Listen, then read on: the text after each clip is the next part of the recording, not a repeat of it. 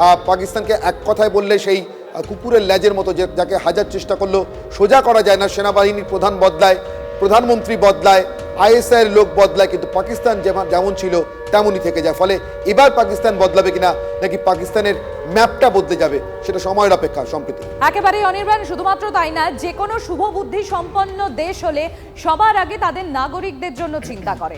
অথচ পাকিস্তানের ক্ষেত্রে দেখো, যেখানে প্রায় অন্যের সংস্থান নেই, যেখানে মানুষ খেতে পাচ্ছে না, চায়ের কিলো 200 টাকা হয়ে গিয়েছে, চায়ের 200 টাকা হয়ে গেছে, সেইখানটায় দাঁড়িয়ে আজকে একের পর এক আমরা দেখেছি আসিফ মুনির কিভাবে প্রভোগ করে গিয়েছে দিনের পর দিন তার উত্তপ্ত ভাষণ দিয়ে। কখনো তার জিভ জড়িয়ে গেছে সেই বক্তব্য পেশ করতে গিয়ে, তবুও কিন্তু তিনি তার জায়গা থেকে সরেননি। কিন্তু আসিফ মুনিরের যাই মনোবাঞ্ছা থাকুক না কেন, তার ফল কিন্তু আজকে হাতে নাতে ভোগ করছে পাকিস্তান। এবং শুধুমাত্র তাই না, আমরা দেখেছি এই পরিস্থিতি তৈরি হওয়ার আগেই এই যে পাক সেনা থেকে সেখানে যারা ডেকোরেটেড অফিসার ছিল, তারা এমনকি সেনা জওয়ানরাও, তারাও কিন্তু একে একে সেনাবাহিনী থেকে পদত্যাগ করছিল, তারা বেরিয়ে যাচ্ছিল।